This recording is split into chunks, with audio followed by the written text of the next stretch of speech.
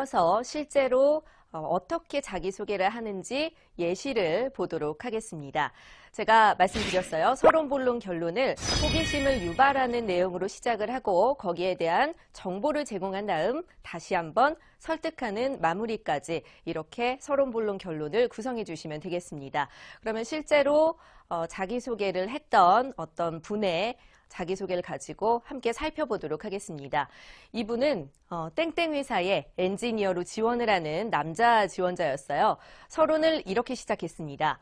네, 여러분 안녕하십니까? 가파른 언덕이 있어도 반드시 목적지에 가고야만은 전차 같은 남자 누구누구입니다. 제가 정한 목적지는 땡땡 회사의 최고의 엔지니어입니다. 목적지에 가기 위한 저의 강력한 두 가지 무기를 소개해드리겠습니다. 라고 서론을 구성을 했습니다. 이분은 본인을 전차 같은 남자라고 표현을 했어요. 좀 패기 있고 열정이 있다. 이런 이미지를 강조를 한 거죠. 그리고 본인이 목적지를 이 회사의 최고의 엔지니어라고 정했다고 제시를 해주었고 거기를 가기 위해서 목적지에 도달하기 위해서 강력한 무기 두 가지가 있다고 소개를 했습니다. 이 정도면 뭐 어느 정도 호기심을 유발할 수 있는 서론이 될 수 있을 것 같아요. 자, 그러면 본격적인 본론에서 반드시 두 가지의 구체적인 무기를 제시를 해주셔야겠습니다. 본론을 이렇게 시작했습니다. 첫 번째 무기는 전공에 대한 강한 애정입니다. 전공에 대한 얘기를 했어요.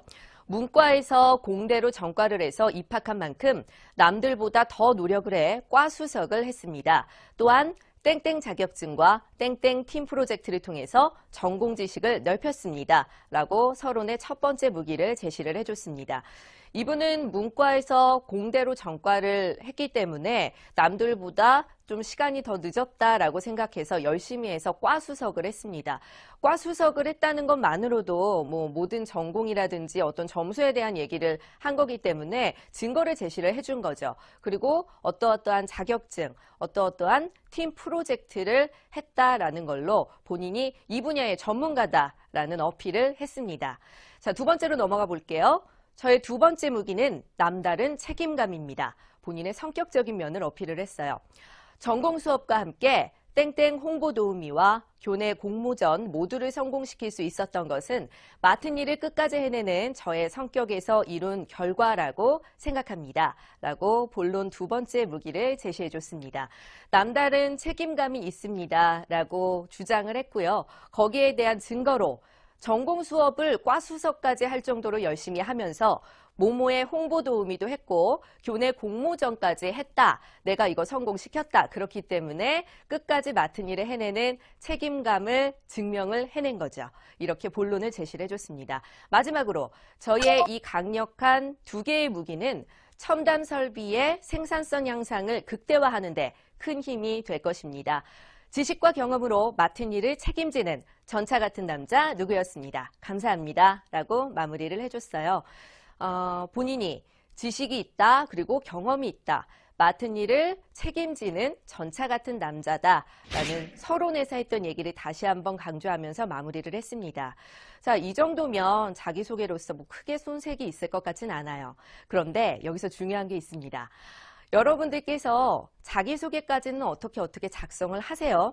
하지만 이 작성한 자기소개를 실제로 발표를 함에 있어서 많이 혼란스러운 경우가 많습니다. 왜냐하면 이 앞에서는 전차 같은 남자, 굉장히 패기 있고 열정이 있는 것처럼 얘기를 해버렸는데 실제로 말을 할 때는 목소리가 작고 눈빛도 반짝반짝하지가 않고 열정이 없어 보인다면 이 얘기는 면접관들에게 전혀 들리지가 않습니다. 그래서 전차 같은 남자, 그리고 두 가지 무기 소개해드립니다. 이런 부분에서는 여러분들이 자신감 있는 표정과 목소리로 어필을 해주어야 합니다. 제가 말씀드렸잖아요. 공대생들은 말에 좀 약하다라는 선입견들이 있습니다. 그래서 여러분들이 남들과 다른 경쟁력을 가지려면 공대생도 센스 있습니다. 공학도도 말 잘합니다. 자신감 있습니다. 이런 부분을 어필을 해주면 되겠습니다. 첫인상과 목소리에 많이 신경을 써주세요. 표정, 그리고 의상, 헤어스타일, 제스처라든지 아니면 내가 호감각의 목소리로 얘기를 하고 있는지, 그리고 많은 분들이 자기소개를 할 때 책을 읽듯이 얘기를 하세요. 외운 거를 얘기해야 되니까 막 눈알도 굴러가고요. 면접관들에 대한 시선도 막 어디 봐야 할지 몰라서 자신감 없는 표정이 딱 나타나게 되는데 이걸 가장 효과적으로 본인의 모습을 확인할 수 있는 방법은 자기소개를 작성을 해서 그 작성한 자기소개를 가지고 리허설을 해보는 겁니다. 근데 그냥 연습을 하는 게 아니라 카메라로 본인 모습을 찍어보세요. 요즘에는 뭐 휴대폰으로도 얼마든지 찍을 수 있잖아요. 본인의 모습을 객관적으로 동영상으로 찍어서 내가 자기소개할 때 표정이 어떤지, 목소리가 어떤지, 말이 너무 빠르지는 않은가, 너무 높낮이가 없나, 책 읽듯이 말하나, 이런 부분들을 체크해 보신다면 분명히 본인의 부족한 모습들이 나타날 것이고 그걸 개선시킬 수 있도록 연습을 해주시기 바랍니다. 아셨죠? 자, 실전 면접에 대비해서 이제 면접 질문에 대한 대비 말씀드리겠습니다. 자기소개를 한 다음에 면접에 질문이 들어오죠. 면접관들이. 그때 어떻게 답변을 해야 하는지 혼란스러운 분들이 많으십니다. 그래서 어떤 질문들이 들어오는지를 제시를 해드리고 거기에 대해서 준비할 시간을 드리도록 하겠습니다. 저와 함께 지금 질문을 보실 때 나라면 어떻게 대답을 할 것인지 꼭 이 시간이 아니더라도 체크를 하셔서 면접에 갔을 때 실제로 나는 어떻게 답을 할 것인지에 대해서 꼭 대비를 하시기 바랍니다. 제 아는 이 공학도 분들 중에 여러 군데를 합격한 그런 분들을 볼 수가 있어요. 그러면 이분들 합격 노하우는 실제로 그 기업에 대해서 많이 조사를 했고, 그리고 어떤 질문이 올 것인지 예상 질문 리스트를 마련을 해서 거기에 일일이 답변을 했던 분들이 대부분이었습니다. 막상 아무것도 준비하지 않고 가서 즉석에서 답해야 하지가 아니라 내가 준비한 대답을 할 수 있다면 훨씬 더 본인의 장점을 나타낼 수 있을 겁니다. 자, 실전 면접 대비 질문 들어가 볼게요. 첫 번째는 자기소개와 관련된 질문을 하는 경우입니다. 통상적으로 많이들 처음에 질문을 하시죠. 본인의 장점과 단점을 얘기해 보세요 라든지 특기나 취미, 리더십이 있는 편인가요? 아니면 본인은 좌절감을 맛본 적이 있나요? 대인관계 스타일이 어떻습니까? 외동아들이네요?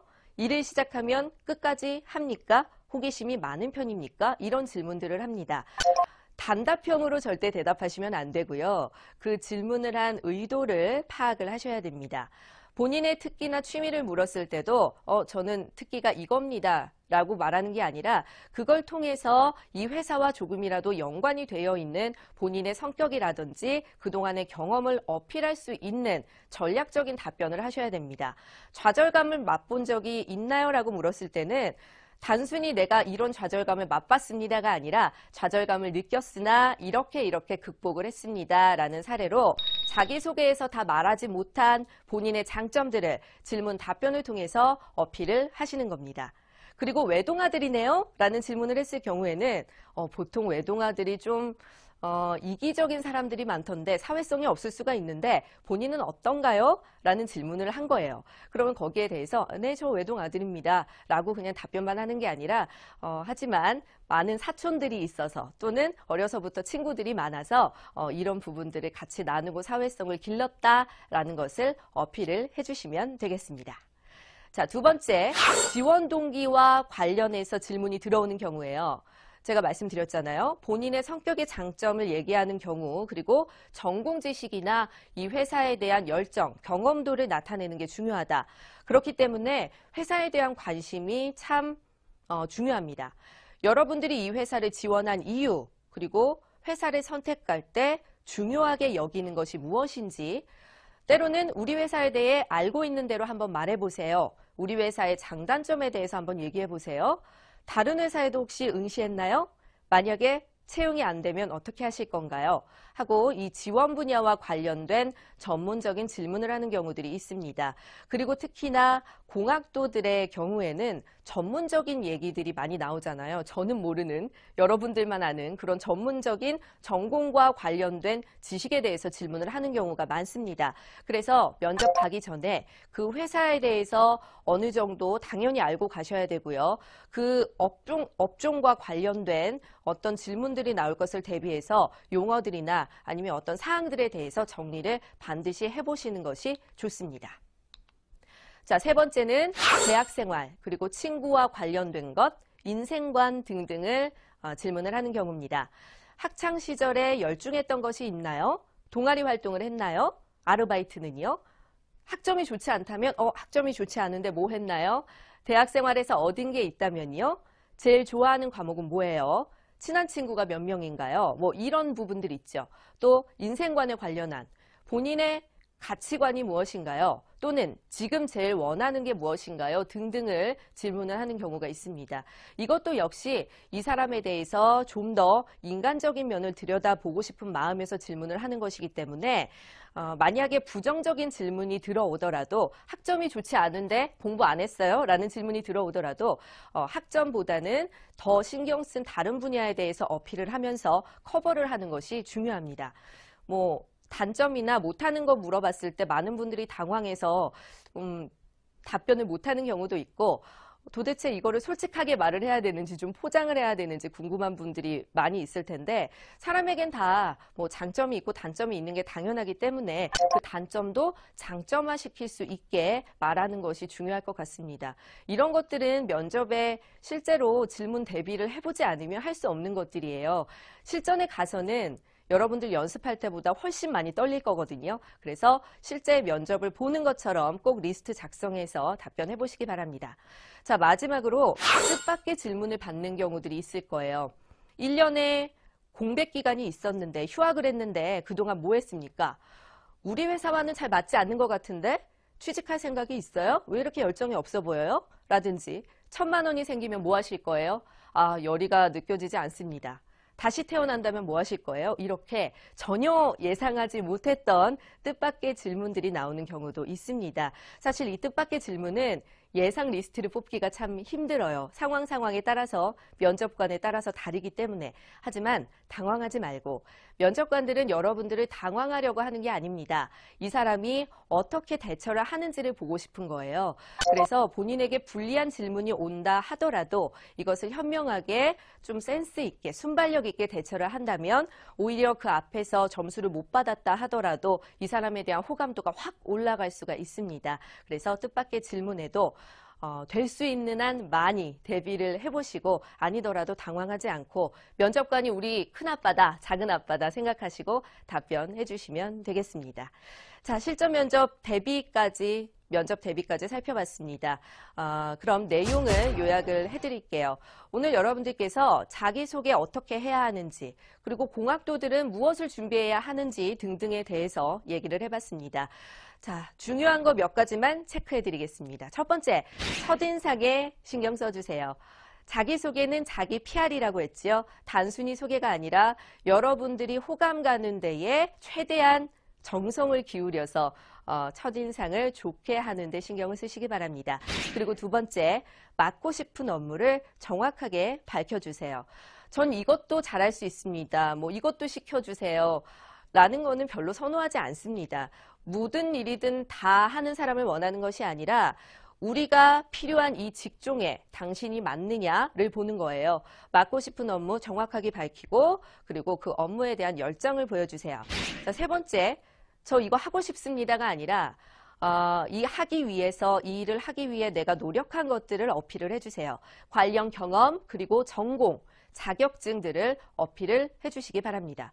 분명히 본인이 이 회사에 들어오기 위해서 지금까지 학창 생활을 하면서 또는 사회 생활을 하면서 동아리 활동을 하면서 얻어진 것들이 있을 겁니다. 그걸 최대한 업무와 연결시켜서 어필을 해주시기 바랍니다. 마지막으로 철저하게 준비하고 연습하라라는 말씀 다시 한번 해드리고 싶습니다. 리허설이나 연습을 많이 하는 사람을 따라잡을 수는 없어요, 여러분. 그렇기 때문에 아무리 완벽한 자기소개가 문서로 작성이 되어 있다 해도 이것을 효과적으로 나타낼 수 없으면 그 말은 하나만 합니다. 내가 자신감이 있고 열정이 있다, 이만큼 준비되어 있다라는 걸 보여주고 싶다면 자신감 있는 표정과 목소리로 어필을 해주시기 바랍니다. 하지만 너무 잘난 척을 하거나 거만한 태도로 보이면 그것도 마이너스가 될 테니까요. 어느 정도 감안을 하셔서 본인을 카메라로 찍어서 확인을 하셔서 리허설을 해주시기 바랍니다. 자, 여러분 어떠셨는지 모르겠어요. 좀 도움이 되셨나요? 아마 이 강의를 들으시는 분들도 두 부류로 나뉠 겁니다. 그냥 듣고 흘리는 사람과 실제로 적용시켜 보는 사람이 있을 거예요. 실제로 적용시키고 면접 대비를 하고 준비를 할 때 꼭 여러분들이 원하는 회사에 합격할 수 있을 거라고 생각합니다. 함께 응원하겠습니다. 감사합니다.